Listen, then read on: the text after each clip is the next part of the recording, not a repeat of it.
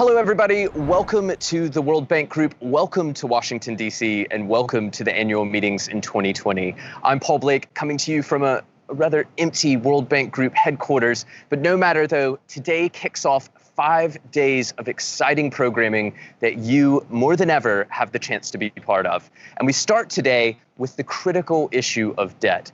More and more countries are falling into precarious debt situations that are made all the worse by the ongoing global pandemic. So what can be done? That's just one of the questions that we'll be examining here over the next hour. Before we join our expert panel, let's take a quick look back at some of the cycles of debt that have impacted economic development for decades.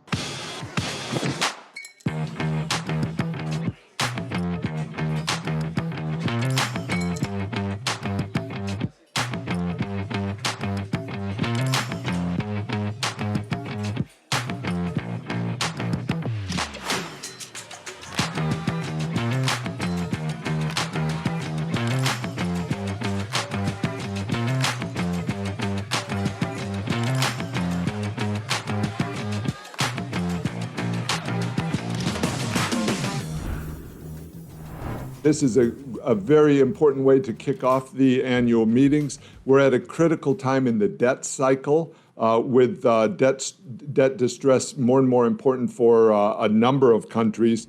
And also, I used to say that if you are not well organized, please don't go for capital markets, because investors, they want information. They want accurate information, and if you have no capacity to do that, you prevent to go there. Now the question is what's next? And we've been working as creditors very closely with the World Bank and the IMF to assess what are the needs for the next steps. And in particular, I think that there will be different situations and countries facing different situations. Some countries may be able to start again debt service after in the context of the post-COVID crisis rebound and so forth. But some countries may, because of the economic shock, and maybe also because they have entered the shock with already high debt burden and debt which was not completely necessarily sustainable, they will need to have a deeper debt relief. There's a lot of observations that I could make, but I think one that is particularly pertinent right now is that we seem to be at a conjuncture in which the DSSI initiative, as necessary, welcome, and timely as it was always intended to be providing shorter term relief, but about half of the IDA low-income countries are either in debt distress or very close to it, which raises the issue of what happens beyond DSSI. And there, I want to go back to both what the minister raised, and also, very importantly, Odile's remarks on participation. For the recovering out of this deep crisis, we're going to need the infrastructure investment. We're going to need investment in to restore human capital. That's been really the ability to rebuild post-COVID is critical. That requires funding. At the same time, the debt overhang, that's a legacy of COVID, needs to be addressed via restructuring. I wanted to thank everyone, and also to reaffirm the ultimate goal. We in the short term to create fiscal space for countries that are facing the COVID crisis. Debt matters because right now, many of the poorest countries in the world are spending more repaying their creditors than they're spending on the health, education, and nutrition of their children.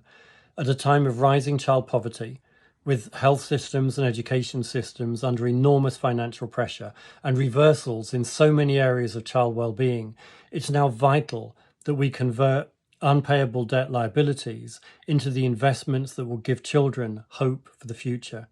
Not all debt is bad, but when the claims of creditors threaten the rights of children, there is only one choice to be made, and that is the choice to defend child rights. it's time to hand back to World Bank Group President David Malpass, who's got an expert panel assembled for us. In this panel, we have esteemed panelists with a tremendous number of years of experience looking at debt issues through various cycles. One of the big challenges of this current crisis is the inequality of it. The poorest countries are being hit the hardest, which is not always the case in past cycles. So higher emerging markets debt is going to be one of the lasting legacies of the COVID-19 crisis. We're expecting an increase in emerging markets debt levels of about 8.5 percentage points of GDP. And that's the largest single year increase on record. The emerging markets are not one monolithic block. There isn't a one-size-fits-all formula for debt management. And I think 2021 will be characterized by divergence between regions. And as you said, the poorest regions being the hardest hit. The divergence and asymmetry are the two themes that we think will persist after seeing such a synchronized downturn. I think there's room for innovation. We are looking at putting credit-enhanced bonds into our emerging markets bond indexes and also launching the first green bond index.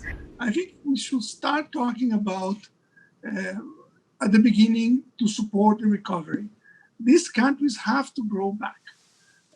We need to have measures to deal with the vaccinations, with the COVID.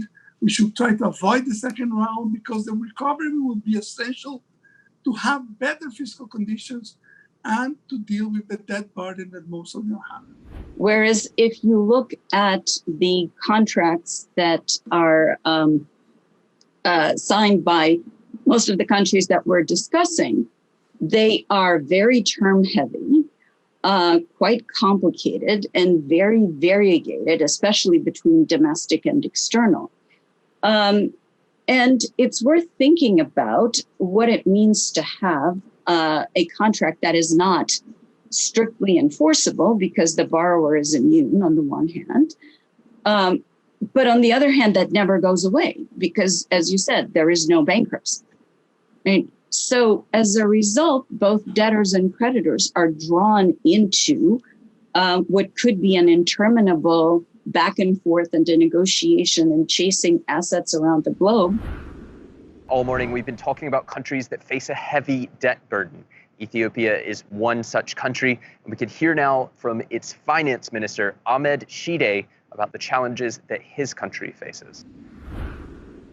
An internationally coordinated approach is yet warranted to provide more comprehensive debt treatments, and we welcome current efforts made by the G20 to elaborate a common framework to equip the international community with the necessary instruments to alleviate developing countries' debt burden when necessary. When the debt bill comes due, it's the next generation that could be stuck footing the bill. So we thought, who better to hear from than the global youth?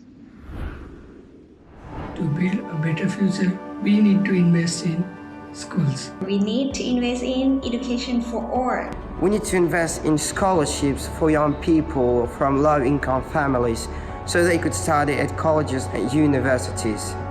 We need to invest in digital inclusion and equipping young people with the creative and digital skills that they need for the future world of work.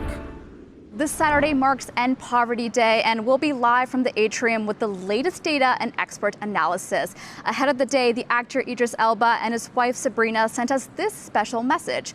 They have partnered with the international advocacy group Global Citizen to call for comprehensive action on debt. COVID has taught us that we can only succeed together. We can't come out of this pandemic alone. And while many rich countries have taken unprecedented steps to adopting a national recovery plan, we do need a global recovery plan. Second, we need to ensure our poorest countries have the resources they need to support their people and invest in their own future. But many will need your help to do so. More than 60 countries were already spending more on repaying their debts than healthcare for their citizens in this before the crisis started. This isn't something that we can ignore. Government and the private sector must step up to make sure these countries have a lifeline. If we don't support the poorest and the most vulnerable, there'll be no sustainable recovery for anyone. Well, folks, that brings us to the end of the first day of the 2020 World Bank Group IMF annual meetings. Do join us tomorrow at noon Eastern U.S. time. That's 1600 GMT. Until then, from me and the rest of the team here, have a great day.